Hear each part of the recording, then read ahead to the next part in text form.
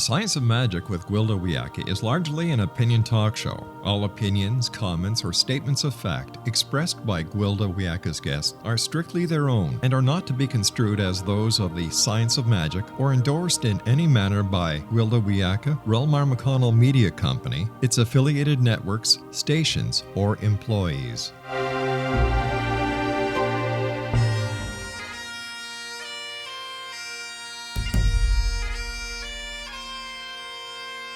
Welcome to the Science of Magic with Gwilda Wiyaka, a program dedicated to uncovering the unified nature of reality and humanity's ever-evolving place as truly galactic beings.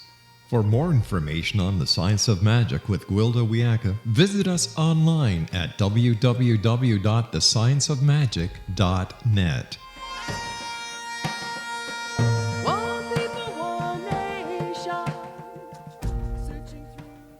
Hello, dear friends, and welcome to the Science of Magic, a program combining the science and magic of today's leading topics to co-create new solutions and promote evolutionary thought. I'm your host, Gwilda Wiyaka. This hour we'll be exploring shamanic parenting.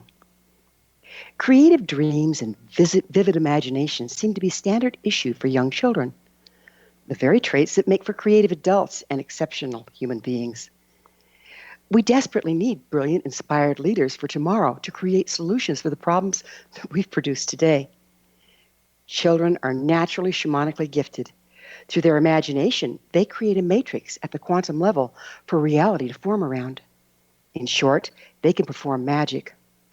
Until they're taught it isn't supposed to work that way. Our educational system and society at large seem determined to stifle the very traits that create genius in exchange for indoctrination into a system that's rapidly failing us all. How can parents counter the assault on their children's creativity? Well, become as little children, of course. What our shamanically gifted children need is shamanic parenting. How can a 50,000-year-old practice save the brilliant minds and hearts of today? How can learning shamanic techniques free our children's ability to dream a new future, and magically create their dreams? Our guest this hour, Imelda Almqvist, may have some interesting thoughts on the subject. Imelda is the author of Born Shamans, a Spiritual Toolkit for Life, and her upcoming second book, Sacred Art, A Hollow Bone for Spirit, where Art Meets Shamanism. She's a shamanic painter and teacher, teaching shamanism and sacred art internationally. Imelda pioneered a shamanic program for young people in London called The Time Travelers, offering safe, sacred space for young people to develop a viable spiritual toolkit. Her school of Norse Shamanism in Sweden is called True North. Her website, shaman-healer-painter.co.uk. Imelda, thanks for joining us on the Science of Magic. Yeah, hello. Thank you for inviting me. We have a lot in common. Shamanism and children are just custom made to go together in my book. So I think we'll have a good hour here. So we're all on the same page. Would you please define shamanism for us? Yes. Shamanism is a very ancient practice where we are in the world and we do everything through our connection to spirit, meaning that our connection to spirit is always open, and spirits, that is to say beings, powers greater than ourselves, guide everything we do. So we're in constant communication with other worlds unseen that very much exist, and we're in communication with ancestors, great spirits, deities, and all of these beings inform what we do here in this reality. It's a spirit-led way of life. Beautifully stated. You know, most people think all shamans are Native American. Where else is shamanism practiced?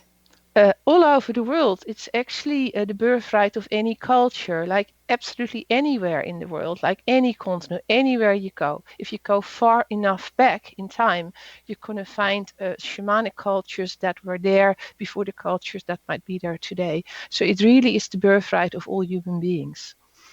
You know, I find that some shamanic practices, they're kind of like attached at the hip to the religion of the culture. Would you speak to that? Yes.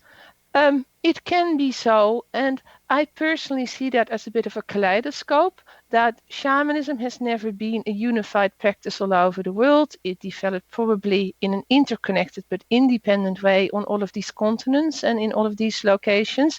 So that means it's going to wear cultural expressions like we human beings wear, clothing, and our appearance might be different. And ultimately, I see that as like a big temple or a round house that has many doorways. And ultimately, all of these doorways, they lead us back to source, to the divine, to unity consciousness. So from my point of view, that diversity is something to celebrate and take joy in. Do you find that we tend to be more comfortable practicing the one that's closest to our heritage? Not necessarily, because I think today in Western culture, for so many people, like, in Western culture, our thinking is very much colored by science and also by Christianity. Even if you're not a practicing Christian, it is the dominant sort of religious worldview.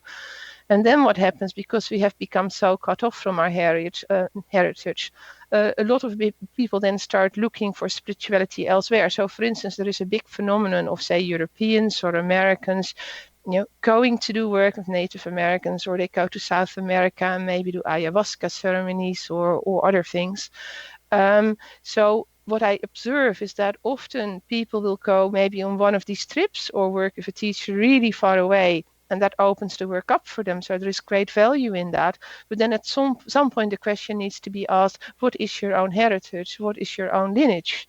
And what I do with my own shamanic practitioner students when I'm teaching is that I encourage all of them to really go on a quest, like what were the beliefs and religions of your ancestors as you know it, as you understand it, do journeys on that, meditate on that, talk to living family members who are older, find out like what is in your family, what is in your bloodline. So I very much encourage people to at least do the work of discovering what their lineage is. So where did you study shamanism?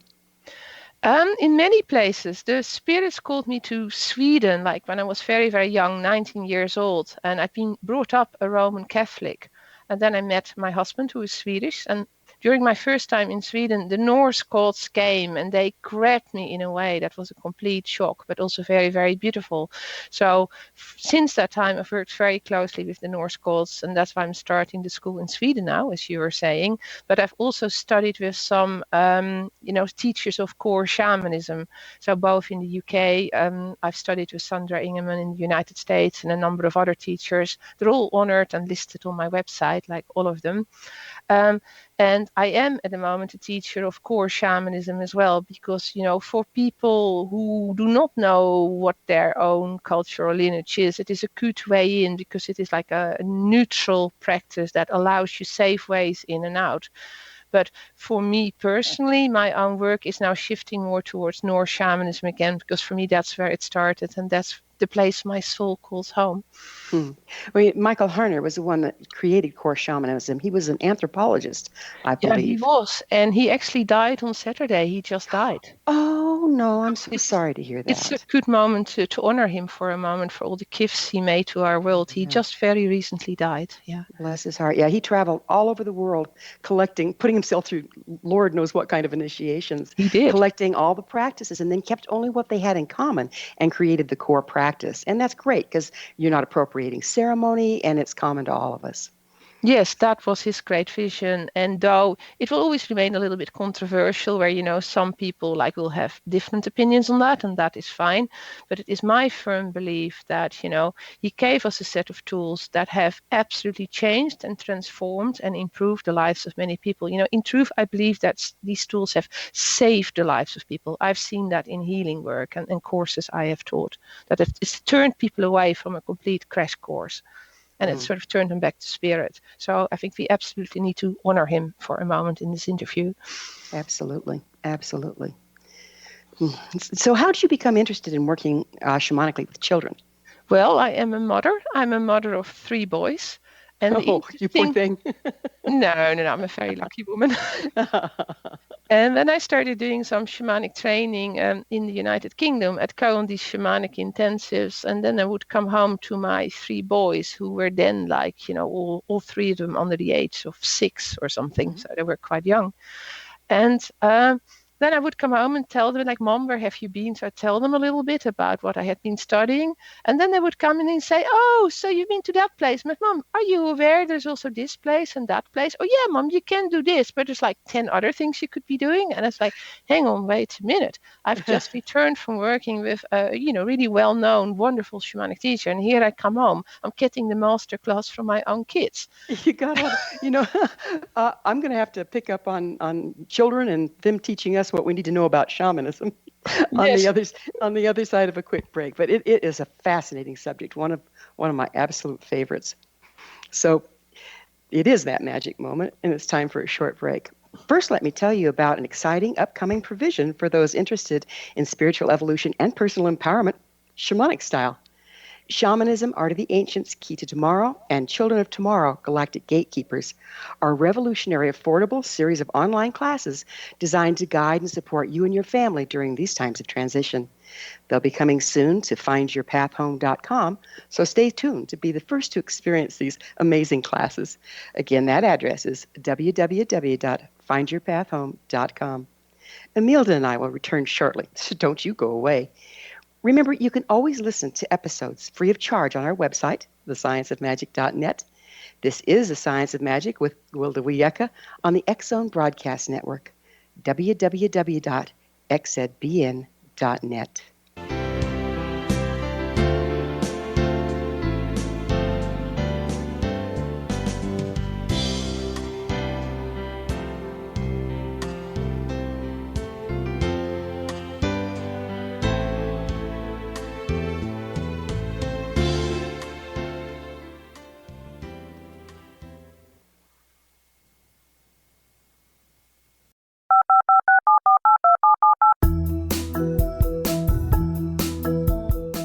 Did you know that when you're on the road with limited data or Wi-Fi, you can still listen to the X-Zone Radio Show with Rob McConnell, The Science of Magic with Gwilda Wiyaka, X-1, Dimension X, Space Patrol, and every minute of the X-Zone Broadcast Network by calling 213-401-0080, courtesy of Audio Now. No smartphone, app, or internet needed. It saves your data plan, and it's free if you have unlimited minutes. Call 213-401-0080 to listen on any phone, anytime, anywhere. Remember 213-401-0080 for the best of the paranormal, parapsychology, and sci-fi radio programming anywhere, 24/7, 365. Gwilda Wiyaka's latest book, The Science of Magic, Book of Mysteries, Volume 1, is the first book in a series based on her writings that open every episode of the Science of Magic radio show. Drawing on the subject matter of each guest, and armed with over 40 years' experience in shamanism, 35 years in alternative health, and degrees in psychology and religious studies, Gwilda introduces relevant and leading-edge information that supports spiritual evolution and personal empowerment. Rich with wisdom and inspirational quotes packaged in digestible segments, this is a book that will pull you from cover to cover. It will also serve as a daily inspirational reading for years to come. The Science of Magic Book of Mysteries, Volume 1 is available at our website, tsompublications.com, amazon.com, and wherever fine books are sold. Back in Victorian England, a famous theologian posed a perplexing riddle. Why are the two top personalities in the Bible tagged with the numbers 7 and 11? Academics agree the answer is found in the stunning discovery of a hitherto secret Bible structure explained in a new book called The Genesis Grid. The discovery is so simple that preschool children could illustrate it. Certain claims are hugely controversial and may offend some, but at the X-Zone, we've studied this awesome new book and agree with one expert, and I quote, "These discoveries appear to be beyond coincidence." So who or what hid this wonderful pattern in the Bible, and what might they do next? Find out more, Exo Nation, and read reviews on www.genesisgrid.co.uk. That's www.genesisgrid.co.uk.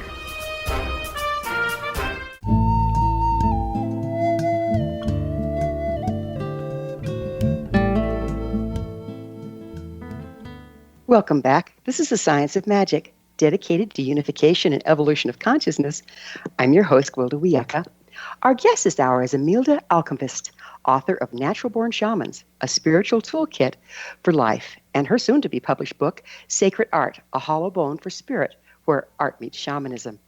Her website, shaman-healer-painter.co.uk. Imelda, we were just having fun talking about children and shamanism and how my kids taught me shamanism to start out with. I thought, oh, honey, it's just your imagination, right? But then they were accurate with what they were seeing. Tell us a little bit more about it, yeah.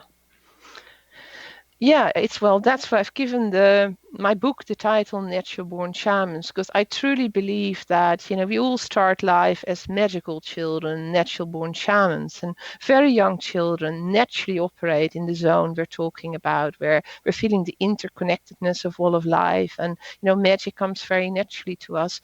But then, unfortunately, as we grow older and there is like parenting and cultural conditioning and we go to school, all of these layers of conditioning come in and it gets pushed very far down. But it is my experience that the magical child or the natural born shaman can still be accessed in everyone who's alive today. It will take more work for some than for others, but it's there within us, and all of us can do the work of reconnecting to that and working with that. And yes, children, if you have access to children, they are the most fabulous teachers in this process. I remember I was teaching shamanism to children, and I had a room full of 6 kids, okay? And I taught them how to journey to lower world. They came back, and they were comparing notes. Did you see me? I saw you at the lake. What were you doing on the other side? I saw you fly. I mean, I'm going, wait a minute. I told you no. Okay? You stay put. But they were actually communicating with each other in non-ordinary reality. Have you experienced that? Oh, absolutely. Like, children have gone on journeys, and also this works for groups of adults as well, but it's the same for children, that often if you have a group of however many people, their journeys are going to be mapping something. So the great time comes is when you do sharing time, because again, you get a whole kaleidoscope of experiences that, someone gets one aspect or one place, and then someone gets something else, and someone gets the connecting piece. And then when the whole group has shared, it's like, wow, there's a whole new territory that has been mapped and described, and it becomes visible and accessible to all of us. So absolutely, yes. Before we go much further, we better define journey. What is the shamanic journey? The shamanic journey is something we have to thank Michael Harner for. And essentially, it is an intentional moving into a mildly altered state of consciousness that is generally done by means of drums and rattles. You could also do it using music, or some people like silence or dance movement. Really, there are many ways of doing it. But through that mildly altered state of consciousness, like our soul goes on soul travel. It goes on a journey where it accesses other worlds. It moves through portals. You just mentioned the lower world, but in core shamanism, there's also the middle world and the upper world. So we go on an intentional journey where our consciousness visits places that are real, and then we come back with those experiences, and then we can talk about it to others and compare notes. How does that compare to remote viewing? Well, it becomes a matter of definition, but for me, remote viewing is more a case of that I stay put and I am aware I stay put, but kind of I dissolve the connection between me and whatever I am looking at, meaning that all of my senses and my psychic awareness are in gear.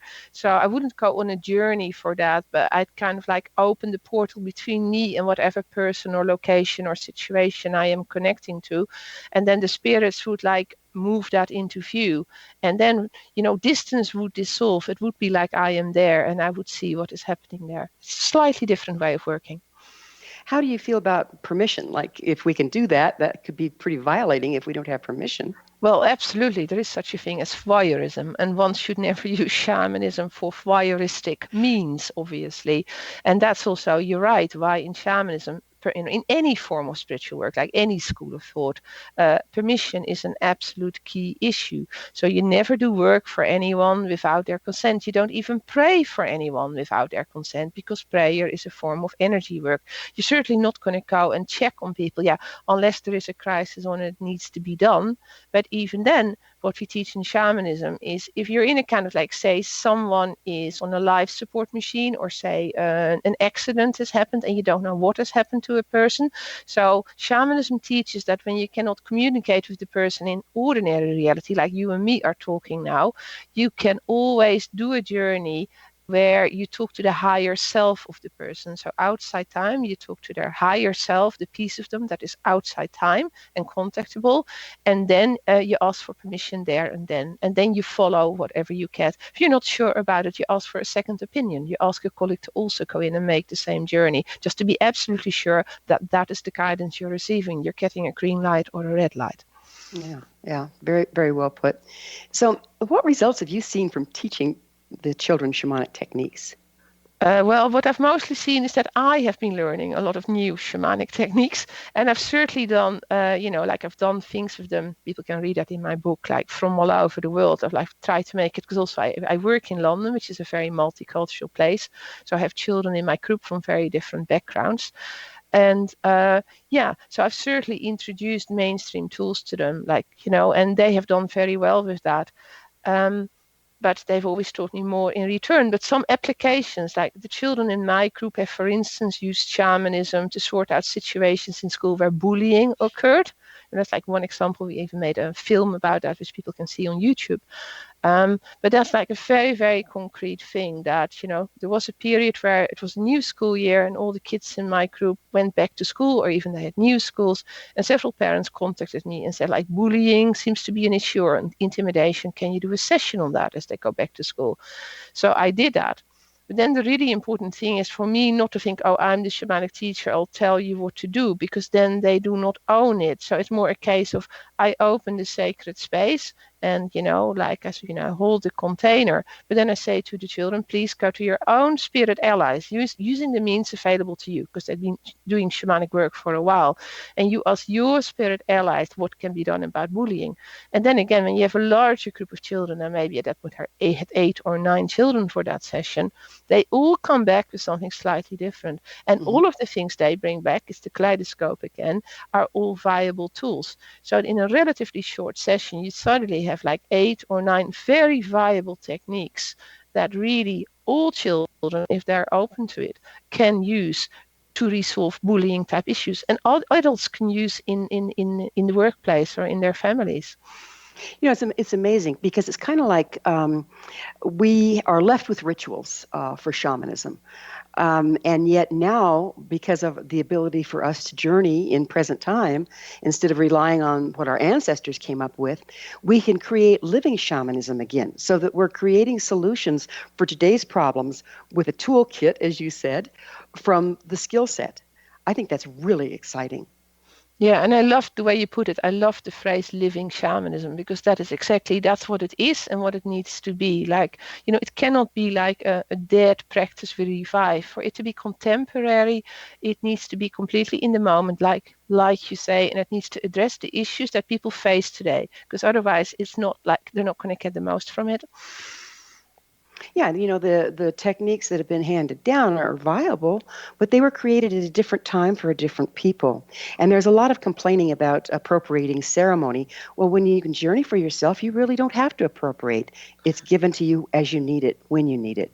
Yeah, but that's what people do not realize. The issue of cultural appropriation is a really big thing. And as I said earlier, many people start off that way, going to another culture. But, like so many really bad things have happened. We've taken land from people and Western cultures encroached on people and brought terrible things. So we have to have respect for these cultures that still practice shamanism today. And it really is not okay to go in there. Like, there's many powerful reasons why that is a very, very valid concern. But the thing is, it is not necessary, because as you say, we can go to our own spirit allies and say, please give me a ceremony for this group of people, or please give me a tool for this situation I'm experiencing now in my family or in my workplace. So there is no need to practice cultural appropriation. We can receive it directly from our own spirit allies.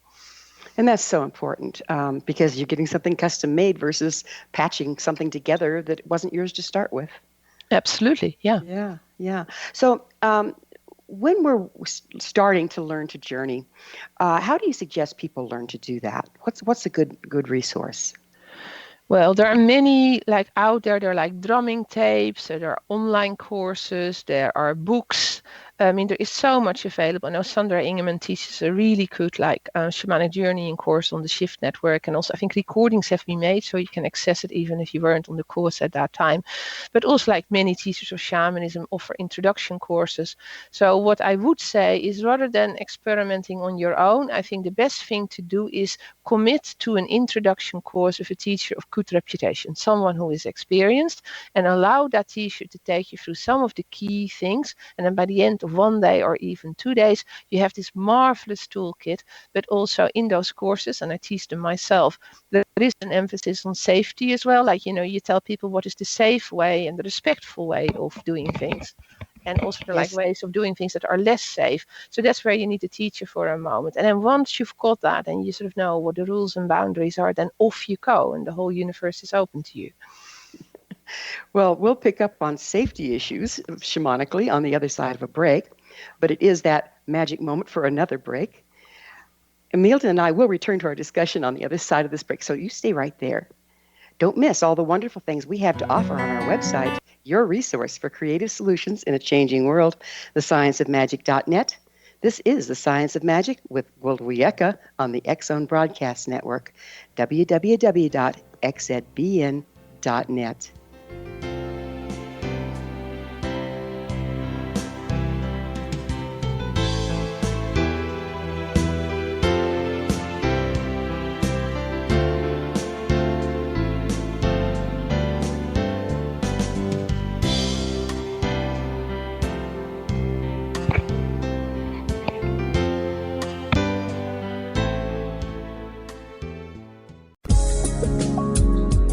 From our broadcast studios in Hamilton, Ontario, Canada, to the world and beyond, you're watching the X-Zone Broadcast Network, www.xzbn.net.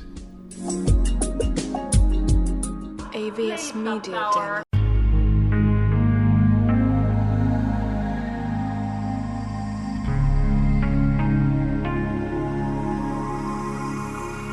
The scientist and the mystic have been on an age-old, relentless search with one thing in common. They seek truth. Their paths converge in the 40,000-year-old practice of shamanism, an ancient science delving to the quantum level of life, facilitating healing, manifestation, and evolution. I'm Gwilda Wiyaka, the founder and director of Path Home Shamanic Arts School, a unique Colorado State certified occupational school training shamanic practitioners and teachers. We also provide classes for empowering personal lives through shamanism. Our certification classes are in week-long segments enabling international participation, and online classes and long-distance shamanic healing sessions are available. Come discover the science of magic in the limitless world of shamanism. www.findyourpathhome.com.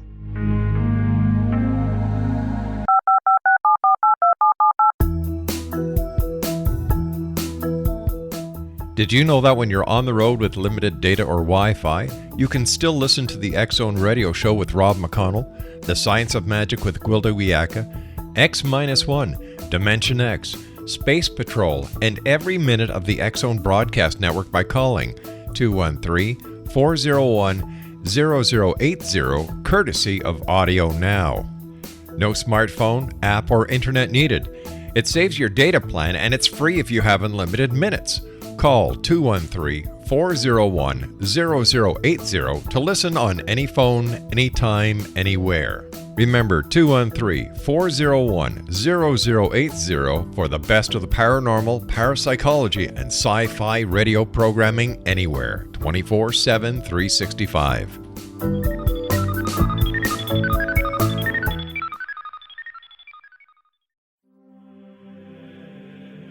Rob McConnell here, presenting an overview for Nicholas Paul Jennings, author of a fascinating book, Amen, It presents facts revealed by Egyptologists, facts that enable us to understand why Amen is the beginning of creation of God. It provides recommendations for religious leaders of the major religions to unify their beliefs and teach the Word of God. Love one another. Amen informs people how mankind conceived God. It was the Egyptians that developed the concepts of a soul, a hereafter, and Son of God. And finally, after the worship of many gods, they conceived the belief in one universal God, the maker of all there is. For more information, visit www.futureofgodamen.com. That's www.futureofgodamen.com.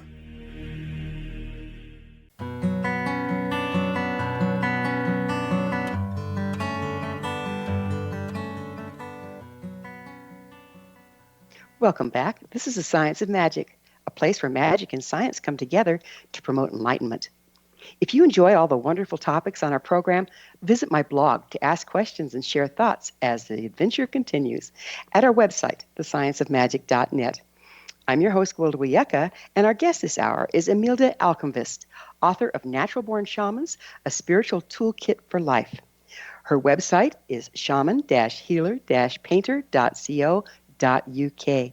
Imelda, we were talking about safety issues. Yes. So what kind of trouble can we get into in the spirit world? Well, it's in a way not so different from the world we're navigating every day. Like, we sort of look before we cross the road. We teach our children to be careful.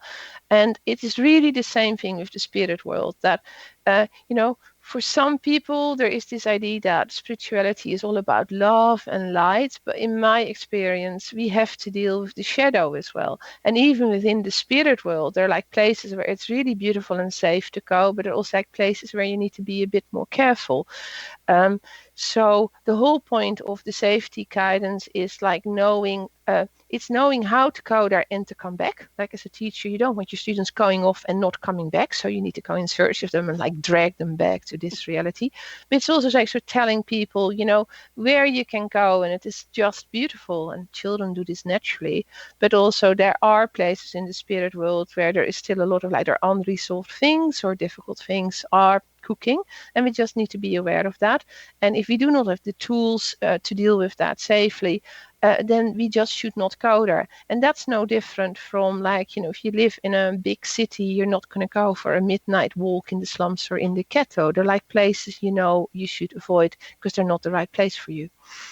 So what advice do you give parents? I think, at least it's been my experience, that children are more tuned into the invisible things in what we call middle world. In other words, this reality outside of time and space. When a child starts having the monster under the bed scenario, what advice do you give parents? Well, the first piece of advice I give is please never say to your child, it isn't there, or don't be silly. Like the first thing is, whatever your child presents, you may not see it, but it's there. So you need to take it seriously. Then the second thing is it will depend on how skilled the parent is. If the parent has training in shamanism, then you consult your own spirit allies about what is going on here. Give me a reading and give me a remedy, like what can I do? But also for many parents, that's not a realistic option. Then it would be time to hire a shamanic practitioner and get a professional to work on your behalf, and also get a professional working with the child. So the shamanic practitioner can then explain to children that it is like normal, it's not uncommon to see things in our room. You can give explanations to children and say it is because your inner light is so strong and there is such a beautiful glow around you that beings in the other world are attracted by that. It really just means you're very attractive and beautiful. But then also the shamanic practitioner can put boundaries around that, can put boundaries in place, like like you would with a human being, saying there is a boundary here and beyond this point you do not go. And if things get even more complex, say the child has spirits in their bedroom who haven't crossed over, there might be psychopomp work to be done, and this is not uncommon around children. Then you would do things like working with crystals that get programmed as a waiting room. So you create dedicated safe places where these spirits can wait, not bother the child. The child's not going to see them or feel them, and then the practitioner will be doing work with that crystal to empty that out and deal with that. So there's a whole series of things you can do. It depends on how severe the problem is and what the spirit reading on the situation is. So, how common is it for children to be plagued by disembodied spirits, if you will? I would say it's not uncommon. It doesn't happen to all children. I mean, though all children start off as a magical child, it's like anything. Like some children have a talent for music or ballet or sports. There will be children who have a talent for the spirit world and for spirit communication. So I certainly wouldn't say it happens to all children on the planet, but it happens to a larger number of children than you may expect. And then often it is pushed away as a don't be silly. And then what happens is that families can have sleep disruption for years on end. You can end up in really, and then the whole family ends up exhausted and unable to reach for a good solution. So it is relatively common. And of course, you don't know who you're going to give birth to. But I personally am campaigning quite hard when I have the opportunity like this interview, just to make parents aware, and also like grandparents, aunties, teachers in school, whoever has access to children. Just be aware that this can be an issue. So if parents are coming in reporting the child's having a lot of nightmares, like it goes from medical professionals as well, just have the awareness there may be something going on the spiritual level that needs a spiritual solution. Yeah, and the children, if they're invalidated, then they feel unsafe, right? Because if you don't see what's a threat to them, then they're kind of hanging out there by themselves. Yeah, and also then they do not feel they can talk about it next time. That's why I said the first rule of the game is no matter if you don't see it, you don't perceive it, that doesn't matter. If a child is telling you there is you said the monster under the bed, then you go right in there into that space with it and you say, okay, so tell me more about this monster. When is it there? And a practitioner would do a piece of work. What is this monster trying to communicate? I mean, I've worked with children who reported, like, say, being chased by a tiger, where a child would have, this is a girl who would have a recurrent nightmare that she was being chased by a tiger, and then she'd wake up in a sweat. And then in the Time Travelers group, we did a piece of dream work on that, dream theater work, where we enacted it to see what might be going on. But we actually discovered that this was her own power animal trying to contact her. But because she didn't understand what was going on, she went on the run. So also, like, sometimes actually there is a very benign explanation for why something might be happening, but it just needs that small intervention so you get the right perspective on it, and then it's not at all scary. Then it's just beautiful. Why are children's natural shamanic tendencies invalidated by the current system? Because I think as adults, we are encouraged to grow up within a different paradigm. And like anything that we don't have, like evidence or proof for, we live in a sort of, like we need to have proof to know that something exists paradigm, which is the scientific paradigm. We also live in a culture that's colored by a dominant religion, Christianity, that teaches that we do not talk to spirits and we should stay clear of that. So these two messages together mean that many grown-ups long accept that this is something you push far away, it is not safe, or it is scary, or kind of like, you don't go there. And then, of course, you try to push that on your children as well. But there are many children being born today. Children are wired for the future. Like, they have a foot in the future that is beyond our lifetime. But that also means because they're wired for that, they come in ready to create a future here on earth that we will not even be part of, but we have the responsibility to help those children to create the right circumstances for them to plant the seeds and to start preparing the earth for the paradigm that is coming. Yeah, and they're coming in with the lights on too, aren't they? Oh yes, yeah. What can we learn from these children about the way life works? I think many things, because also children have these really fantastic insights. Like earlier, like last year, I was in the forest with my son, who was 12 years old at the time. So we're in the forest in Sweden, and it was a bit snowy, and it was all very beautiful. And he suddenly stands on a big rock and he says, "Mommy, why do the grown-ups not realize that this whole political climate and all the stuff that is unfolding on a political and economic level," and, not going into the details, everyone knows what I mean. He says, "Why do people not realize that we're all co-creating that together? It's like our own thoughts and our own spiritual practices. Like, people talk about it, it's so terrible, and newspapers are so full about how terrible all these political events are. But Mommy, why don't people realize all of us collectively, we are creating that? Why don't you adults not get that?" And I said to my son, do you mind if we make a small film of you standing on a rock in the forest and you actually saying that? So we made a very small, like just a few minutes film where he explains this. And it's like, wow, the 12-year-old gets it. And this is certainly not something I've told him or taught him. If he gets that, then, why can't all of us understand that and take her awareness to a whole new level? That's been my experience with kids as well, as if they are not invalidated, they have the wisdom for the future that we lack. Yes, absolutely. This is so true. So we've got about a minute left here. So I'm going to start a question. We'll probably have to finish on the other side. But we've been talking about it. What is shamanic parenting? Shamanic parenting is putting spirit at the heart of family life, meaning that everything we do is spirit-led, meaning there is a whole other party in the parenting situation, and that is the helping spirits. So as a parent, how do you use that? That's a big topic. I think maybe people need to read my book where it is explained in detail. If we have less than a minute, I'm not sure I can do that in less than a minute. How important do you think it is, though, really? I think if it's of crucial importance, because we're kind of on a collision course, like we're doing things to the earth that have already become irreparable in some ways. So I really and truly believe that this co-creation and working closely with spirit to pull back from that brink and create a new paradigm is of utmost importance. And children are our greatest allies. They are wired for that future. They're here to help us do it. Oh, I know no truer words were ever spoken. So I guess we're going to have to take a break and pick up on the other side with this very important topic, because we can change tomorrow by listening to our children today. Pretty amazing stuff. But we do need to take another break. Imelda and I will be back shortly. Don't you go away. But before we pause, let me share some great news about an amazing galactic shamanism, Art of the Ancients, Key to the Future retreat, taught by yours truly. In 2018 spring equinox medicine wheel training, it'll be held in beautiful Colorado mountains. Come enrich your life with the power of the universe. Learn to build and maintain your own cross-cultural shamanic medicine wheel to support you and your family through these unprecedented times. Join us March 18th through the 22nd for this powerful, life-changing 3-day retreat. For more information, contact TouchIn at findyourpathhome.com or call 303-775-3431. This is The Science of Magic with Gwilda Wiyaka on the X-Zone Broadcast Network, www.xzbn.net.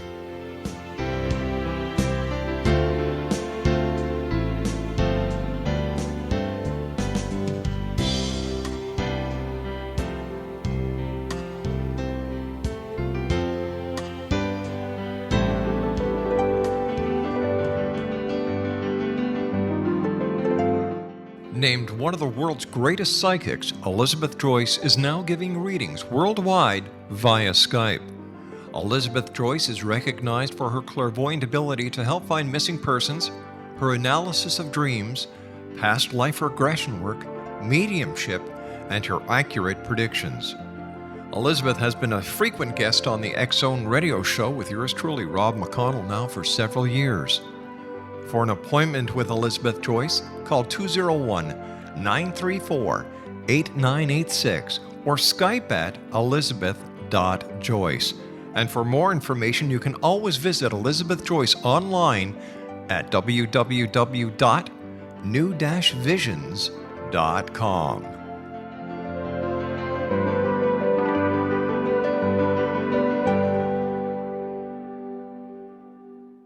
The new nonfiction book, Razor of Madness, is similar to cult movies like Clockwork Orange, Dragon's Tattoo, or The Other Side of Hell. Wayne Morin Jr. and Thomas Lee Howe will expose widespread and systematic deficiencies in this thought-provoking tell-all novel. Mind control rages among scholars in law schools. Human rights are ignored while thought reform and mental manipulation are accepted practices used as behavior modification. Dr. Louis Jolyon West comes to mind. Media and public scrutiny shows that United States mental hospitals are in fact destructive murder industries. Razor of Madness expose novel details this epidemic through an in-depth professional and personal investigation. For decades there has been a revolving door policy that still releases killers and pedophiles back into society. The maestro of mind control continues to haunt America to this very day. Razor of Madness is available in paperback or as a downloadable ebook at Amazon.com. I'm William S. Peckham. If you enjoy a good mystery with a touch of the paranormal, then you'll love my novel, From Out of the Woodwork. It's the story of a young Toronto contractor, Sean Kennedy, who buys derelict homes, guts them, and turns them into multifamily dwellings. Slums just waiting to happen. When Sean buys 29 Livery Lane, the house fights back. Former owners unexpectedly come out of the woodwork as he starts the destruction. The apparitions come to him when he touches old books, reads hidden letters, rummages through old boxes, finds a locket, or reads a discovered manuscript of a murder mystery. From Out of the Woodwork will take you from 1899 to the horror of the World Trade Center, September 11, 2001. Check out From Out of the Woodwork on my website, www.williamspeckham.com.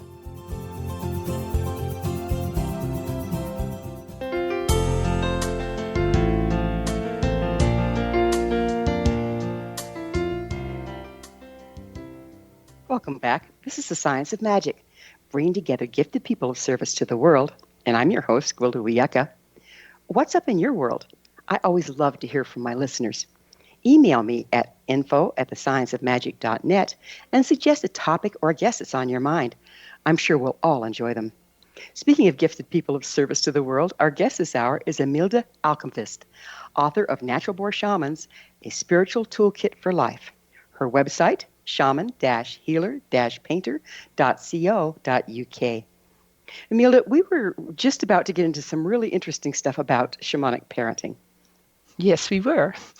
And now you have time, so you have no excuse, right? No. It's such a huge topic. Where to start? Is there a particular issue you would like to hear about? Well, if a person, let's define it. What does it mean to be a shamanic parent? Well, to me, being a shamanic parent means that there are powers greater than myself. And also, it is for me to accept that my children have their own spirit allies and that those beings are in another world and they have a higher perspective. Because while we're here on Earth, we have the Earth perspective. But the spirits fly free. They have the higher perspective. So what I am aware of in all my dealings with my own children, and indeed the children I teach and work with, is that there is this whole party in the room. It is the spirits. It's their own helping allies. So when children hit difficult situations or challenges, a shamanic parent will not only try to solve that. Of course, you give them advice and you talk to them, you do all this sort of normal parenting stuff. But also you bring in those spirit allies. You say to the child, well, have you tuned in? Have you journeyed on this? What are your own spirit allies saying? And then sometimes also when the spirit allies guide the child, maybe in a way that your conscious mind wouldn't choose, then for me, it's still to sort of respect that the spirits have the higher perspective and to go with that. It's giving the children the space to follow their own instincts and their own spirit guidance. And that makes it quite a different deal from, so to speak, regular parenting. Is there a temptation as a shamanic parent to cross the boundaries of permission with your children? And would you speak to that? Well, the teaching in shamanism is that while children are still young, like say when they're very, very young, like say under the age of 8 or 5, that, parents hold the authority to give permission for their children. But of course, in reality, or say if parents come to you with, say, a newborn baby and some work needs to be done, then we take the consent from the parents. But as I said in an earlier segment, I would also still do that extra journey, speak to the higher self of the baby and just check in, is this really okay? And as children grow older, even relatively young children, like 4-year-olds, when you give them a simple but true explanation of something, will be able to tell you of that, yes, I want to do this, or no, this doesn't feel right, or, something needs to be changed about this for this to feel right. So what I always try to do is, though technically speaking, parents can give consent right up to a child being 16 years old. Like in different countries, there are legal, different legal limits for that. But in my experience, when children get to an age where you can talk to them, and if they're not impaired, because then another scenario kicks in, then you just also talk to the children themselves. And personally speaking, if a parent wanted me to work with, say, a 9-year-old, and that 9-year-old said, I absolutely don't want to do this, I would honor the child's perspective and not the parent's wish for me to do the work. Right. One thing that I've noticed is when you're talking to the higher self of a child, even an infant, you're not talking to a child or an infant. You're talking No, to you're an not. adult. Yeah. But of course, the higher self is outside time. It doesn't incarnate and become a baby again. But that is like absolutely so. But also, that's the really beautiful thing about it with people who are incapacitated. The same goes for people who have a severe mental handicap or some other, illness or something going on that makes them incapacitated in this reality. Their higher self will never be incapacitated. So we can have that dialogue with their higher self, for instance, about care decisions or their wishes or whatever the issue is. So you can have that dialogue. It doesn't mean that you get stuck in not knowing and deciding for someone. It's not necessary to do that. Yeah, it's probably pretty necessary not to do that, isn't it, if you think about it? No, but when you think of people like every day all over the world, families make decisions about, say, a thing like turning off a life support machine. Mm-hmm. Like in shamanism, you would say you would never do that without consulting the higher self of the person, but also having the live machine on. It may be that you consult the higher self of the person and you're told that this is holding me back. My time to transition has come. I really need to go now. And as I said, if you're not sure about the guidance, involve 1 or 2 more practitioners. If they all receive consistent guidance, then personally speaking, I say there's something being communicated there that holds truth. Mm. Many shamanic traditions, we're changing gears a little bit here, believe we dream our reality into being. Would you speak to this? Oh, I absolutely believe that. And this is why I love doing dream work. And I've done dream work with children and adults. And also I pay very close attention to my own dreams. And there is not just the dreaming we do at night, but there is also active, intentional dreaming. So for me, the state of dreaming is a state I try to be in for most of the time in different ways, because it's so true. And all of us do it. We're all co-dreaming our reality into being. And that's what my son meant when he was standing on a rock in the forest saying, we're all co-dreaming this whatever political, economical situation into being. And it's like, Mommy, don't we realize we need to change the dream? And that is the answer. Children have very active imaginations and dreams. How can these be used to affect change in the physical world at this time? Well, I think that is a matter of critical mass, because obviously, one well-meaning person doing one journey is not going to change climate change. However, if a larger group of people, is willing to get together and do powerful work, almost nothing is impossible, because once we work in the zone of magic and we cancel out time as we understand it in this reality, things can happen unexpectedly. They can happen very, very quickly. Miracles can occur. All of these things are possible, but what it does require is a collective commitment. It cannot be done by one person on behalf of a large number of people. But when powerful groups of people get together, I see miracles occur all of the time. My life is so blessed because of my profession. I'm in a profession where I see miracles almost every day. So how lucky am I? Exactly. And it kind of opens up possibility, doesn't it? Once you see one miracle, you go, well, that is possible. Well, what about this? Can we change this? And I think the more of us that get together and create change, the more that change will become obvious and maybe others will engage. Well, that's what we all hope, and that's why we're doing it. And always with enormous respect for other viewpoints. Like, I'm not even saying that everyone should become a shamanic practitioner, because I know there are many valid belief systems and people do powerful spiritual work within those belief systems. So I'm not trying to convert the whole world to shamanism, but what I'm trying to say, work within your own lineage, your own heritage, your own belief system, but then use the spiritual, commit to a spiritual path, whatever it is. And then once you've made that commitment and you've taken the benefits along with the ordeals and the hardships, then really commit to using the tools that you're being offered to bring the change that the world needs so badly right now. Mm-hmm. Do you see us as being in very transitional times? And if so, why? Absolutely, because I think the world is tilting on her axis, and we're living in a time of immense paradigm shift. And that's like a really risky time because there is turmoil, there is confusion, there is trauma and pain. So these are not easy times to be alive, but it's the greatest gift because these are the times where change can occur. And change can only occur when the accepted paradigms and the status quo are being challenged. And we may perceive that as, say, the forces of chaos and destruction coming in, but really those perceived forces of chaos and destruction are ultimately in service to the force of creation.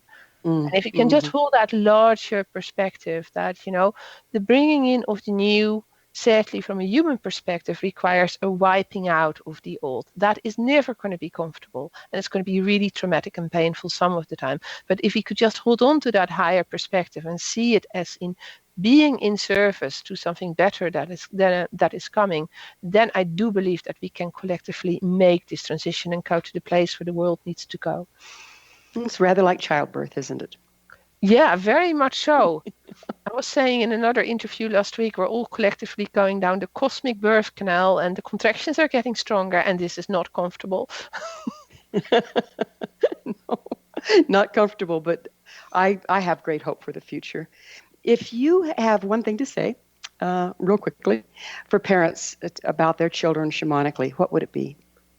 I would say really listen to your children. Spend less time talking to them or telling them, what to do, but like really, really listen from the youngest possible age, however way out it sounds.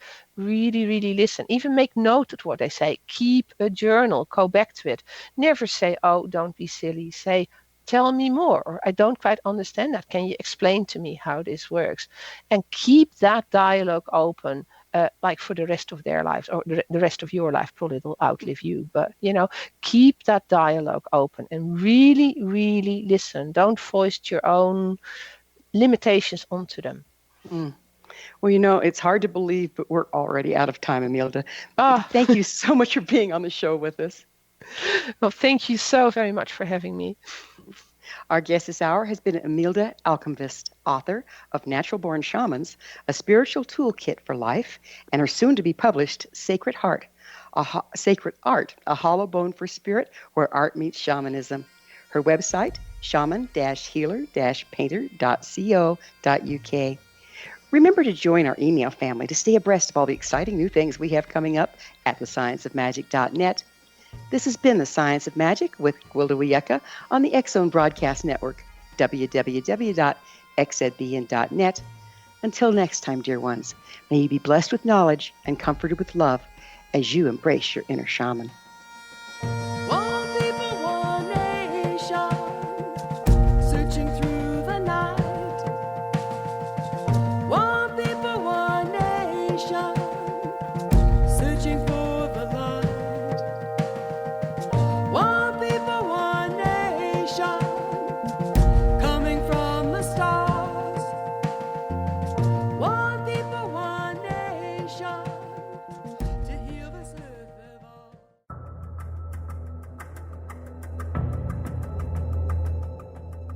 Modern Esoteric, Beyond Our Senses by Brad Olson, consummates the lifeology story about where humanity originates. It is the lost continents, the primitive wisdom, the mythos of creation, and the rethinking of ancient history as we are taught in academia. There is much more to the story than what we have been told. As this is the first book in the Esoteric series, Modern Esoteric starts at the beginning of time and accelerates up to this modern age. Future Esoteric is book 2 in the series and takes a forward-looking position ahead of today with an open and honest examination of the ET issue and various unexplained phenomena. To discover the writings of author Brad Olson, visit www.bradolson.com. That's www.bradolson.com.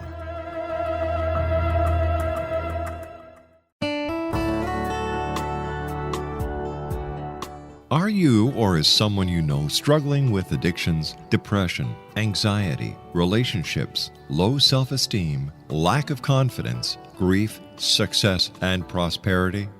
Do you know that your subconscious belief plays a big role in the outcome of your hard work? We can help you permanently change the beliefs that may be the reason for your struggles and failures.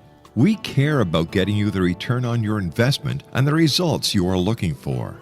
We can help you be free of the limitations of your past and in realizing your highest potential.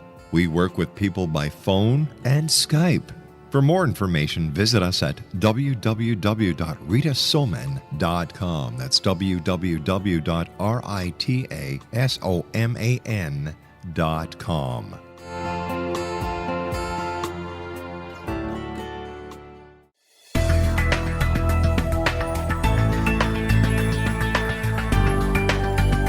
Do you think you have energy problems in your home? Do you feel better when you're away than when you're home? Joey Korn is a global leader in the world of dowsing who specializes in personal energy clearing and space clearing.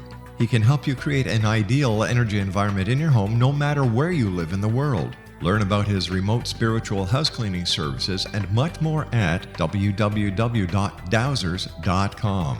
You can get Joey's book, Dowsing, A Path to Enlightenment, as well as other dowsing books and tools, Kabbalah books, and Walter Russell books.